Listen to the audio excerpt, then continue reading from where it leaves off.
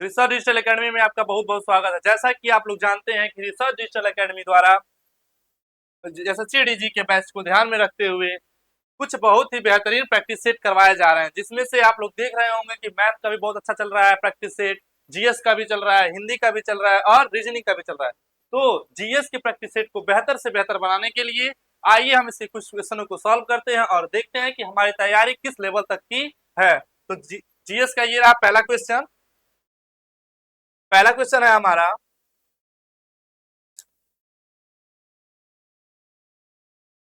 हिंदू पंचांग के अनुसार हिंदू पंचांग के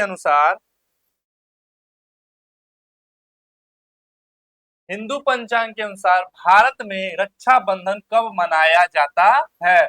क्या कह रहा है? हिंदू पंचांग के अनुसार भारत में रक्षाबंधन कब मनाया जाता है? तो अमावस्या श्रावण मास, गलत। पूर्णिमा आषाढ़ मास, नहीं। अमावस्या आषाढ़ मास, तो क्या होगा? पूर्णिमा श्रावण श्रावण मास, यानी कि ऑप्शन नंबर 4 हमारा क्या राइट होगा? ऑप्शन नंबर 4 हमारा क्या होगा? राइट होगा, यानी कि हिंदू पंचांग के अनुसार भारत में रक्षाबंधन पूर्णिमा श्रावण मास में मनाया जाता है। अगला क्वेश्चन देखते हैं। अगला क्वेश्चन हमारा ये है, पिंड की गति समान रूप से त्वरित गति का एक उदाहरण है, यानी कि पिंड की कौन सी गति समान रूप से त्वरित गति का एक उदाहरण है? तो क्या होगा? स्वतंत्र रूप से, यानी कि स्वतंत्र रूप से गिरते पिंड की गति समान रूप से त्वरित गति का एक उदाहरण है, यानी कि ऑप्शन नंबर 4 हमारा क्या होगा? इसमें करेक्ट होगा। अगला क्वेश्चन की तरफ बढ़ते हैं। अगला क्वेश्चन देखते हैं क्या कह रहा है।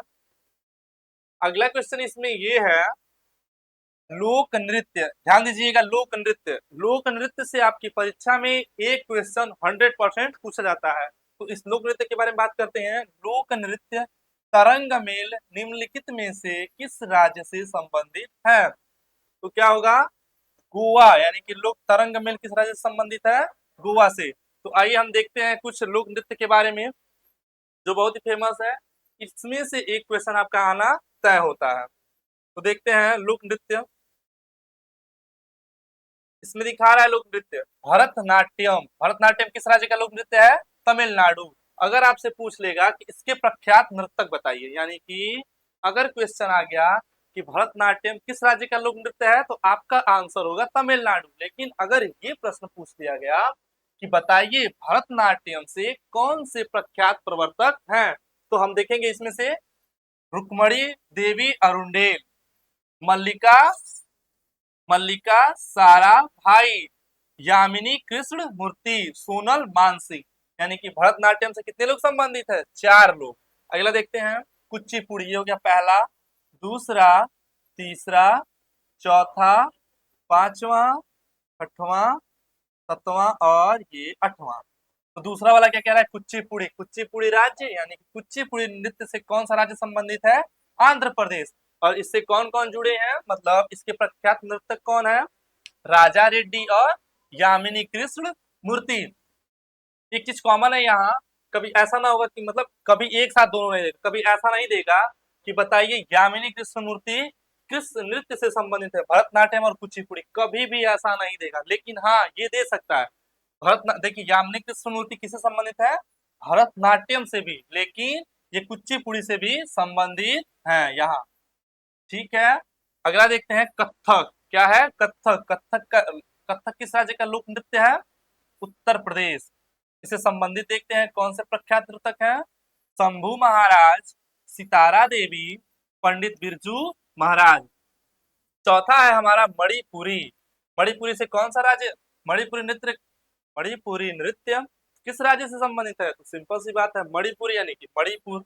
अब देखिए इसमें इसके प्रख्यात नृतक कौन से होंगे? गुरु बिपिन सिंह, राजकुमार सिंह जीत, चारू सिजा माथुर। चारू सिजा माथुर।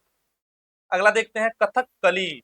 कथकली, क से कथकली, क से केरल, यानी कि कथकली किससे संबंधित है? केरल से। और इसके प्रख्यात नर्तक कौन से हैं? कलामंडलम रमनकुट्टी नायर, कलामंडलम गोपी, मधुर वासुदेवन नायर। यानी कि इससे 3 लोग संबंधित हैं। कथकली किस राज्य का लोक नृत्य है? तो हम कहेंगे केरल। इससे कौन कौन से लोग संबंधित हैं, यानी कि प्रख्यात नर्तक इसके कौन कौन से हैं? तो कलामंडलम रमन कुट्टी नायर, कलामंडलम गोपी, मधुर वासुदेवन नायर। ध्यान देने वाली बात ये है कि अगर कलामंडलम आया तो हम मार देंगे, मतलब केरल कथकली से संबंधित है, लेकिन ये देखिएगा यहाँ ये रमन कुट्टी नायर है और ये गोपी है। अगले वाले में देखते हैं ओडिसी, यानी ओडिसी किस राज्य से संबंधित है? ओडिसी नृत्य हमारा उड़ीसा से संबंधित है। ध्यान से इसमें देखने वाली ध्यान से बात ये है कि दो तीन ऐसे हैं, मतलब दो से तीन ऐसे हैं जो अपने आप क्लियर हो जाना, जैसे कि मणिपुरी, मणिपुर इसको याद करने की जरूरत नहीं है। कथकली क से कथक, क से केरल, ये भी खत्म। उड़ीसी, ओ से उड़ीसा, ओ से ओडिसी, यानी कि तीन तो वैसे ही खत्म हो गया। अब बचा कितना हमारे पास? एक दो तीन चार पांच। अब इसमें क्या करना है? अब इसी को बस देखना है, थोड़ा सा देख लेंगे हो जाएगा। अब देखिए इसमें कैसे करेंगे। ओडिसी के क्या होगा? ओडिशा। इसके कौन से हैं? केलू चरण महापात्रा। और कौन है? सोनल मानसिंह। ध्यान से देखिएगा, सोनल मानसिंह जो है, ये देखिए ये भरतनाट्यम से भी संबंधित है और किस नृत्य से संबंधित है? ओडिसी से भी। यानी कि ये सोनल मानसिंह यहाँ से यहाँ पे भी है। मोहिनी अट्टम, मोहिनी अट्टम ये कहाँ से है? केरल से। केरल, यानी कि मोहिनी अट्टम लोक नृत्य किस राज्य का है? केरल का। और इसके प्रख्यात नृतक टी चिन्नामू अम्मा और कलामंडलम सुगंधी, कलामंडलम सुगंधी।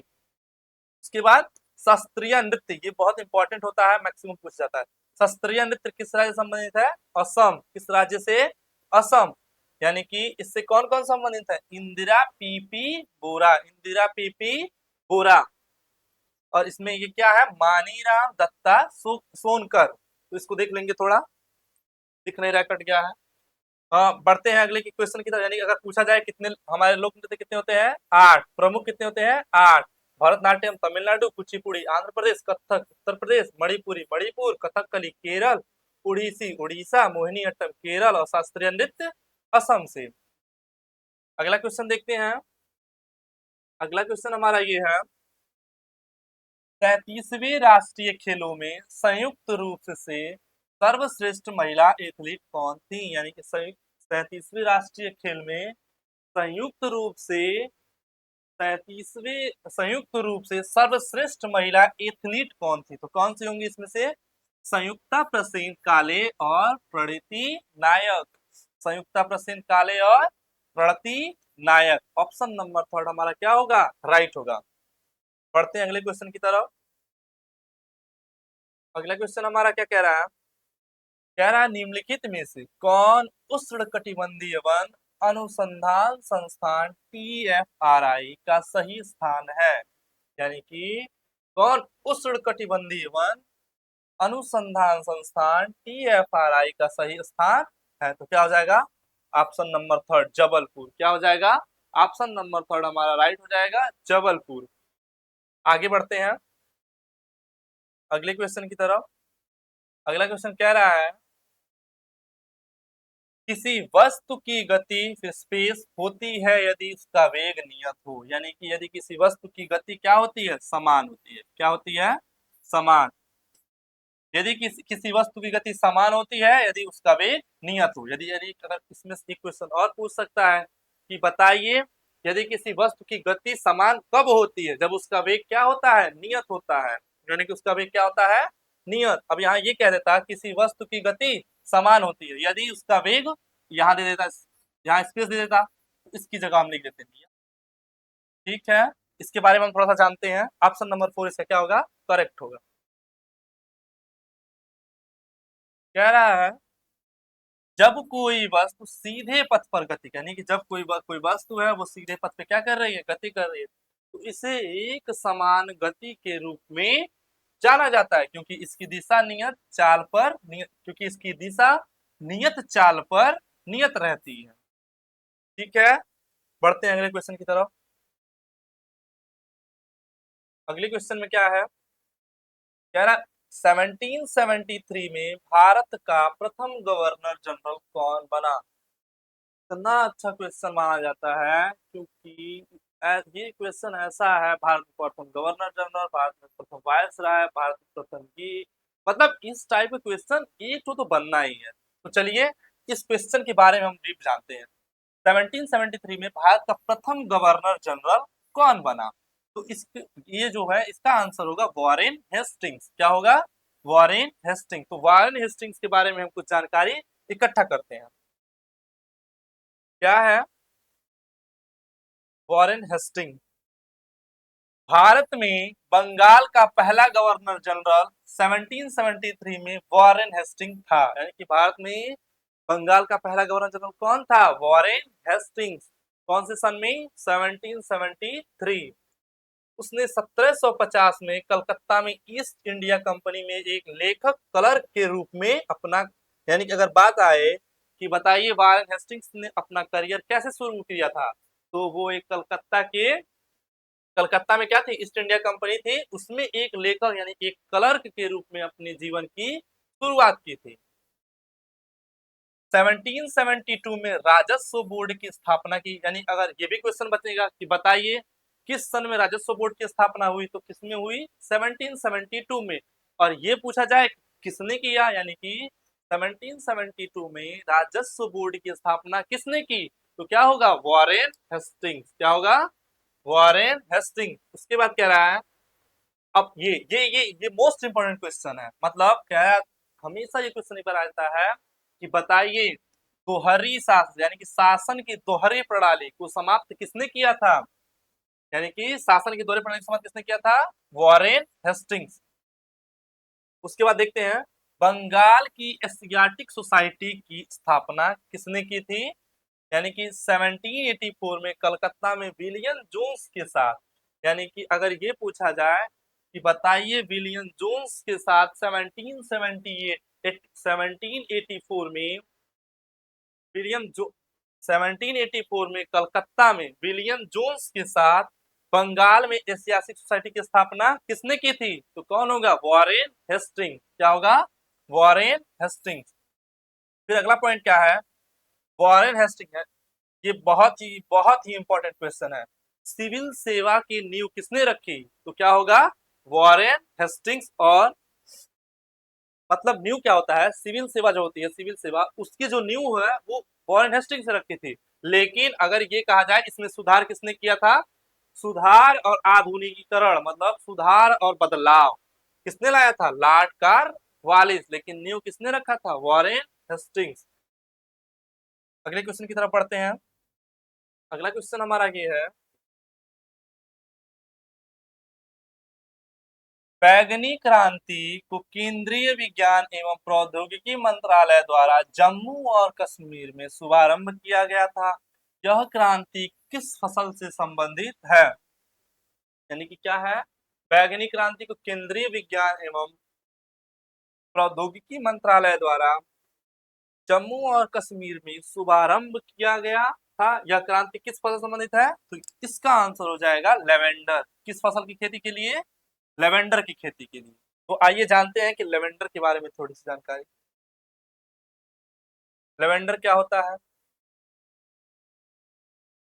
लेवेंडर सुगंध मिशन के साथ विज्ञान एवं प्रौद्योगिकी मंत्रालय की वैज्ञानिक क्रांति या लेवेंडर क्रांति घरेलू सुगंधित फसल पर आधारित कृषि अर्थव्यवस्था की उन्नति से संबंधित है। यानी कि लेवेंडर जो है वो घरेलू सुगंधित, यानी कि घरेलू सुगंधित जो फसल होती है उससे ये संबंधित है।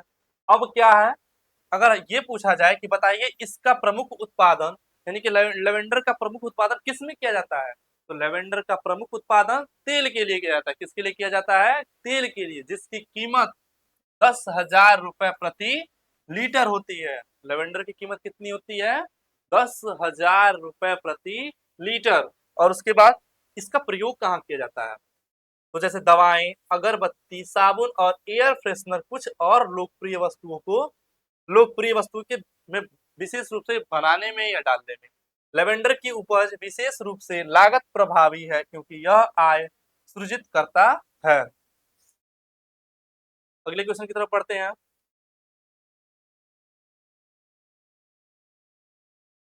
अगला क्वेश्चन है 2023 में शांति और विकास के लिए विश्व विज्ञान दिवस का विषय है। यानी अगर पूछ लिया कि बताइए 2023 में शांति और विकास के लिए विश्व विज्ञान दिवस क्या था, तो इसमें क्या बताएंगे? विज्ञान में विश्वास का निर्माण करना। क्या होगा? विज्ञान में विश्वास का निर्माण करना। इसके बारे में थोड़ा सा देखते हैं। ऑप्शन नंबर 2 राइट होगा।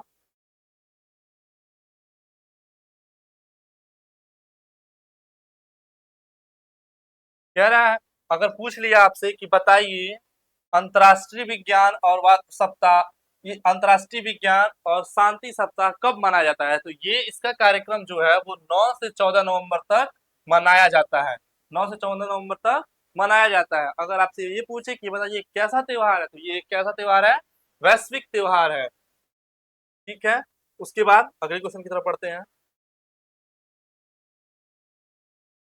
अगला क्वेश्चन हमारा ये है, कोयले का जलन, कोयले का जलना एक उदाहरण है। कोयले का जलना एक उदाहरण है, यानी कि अपघटन अभिक्रिया, विस्थापन अभिक्रिया, संयोजन अभिक्रिया, विस्थापन अभिक्रिया। तो ये था हमारा एक जीएस का मिनिमम। हम चाहते हैं कि इस क्वेश्चन का आंसर आप हमारे कमेंट बॉक्स में दीजिए। तो मिलते हैं अगली क्लास में। धन्यवाद।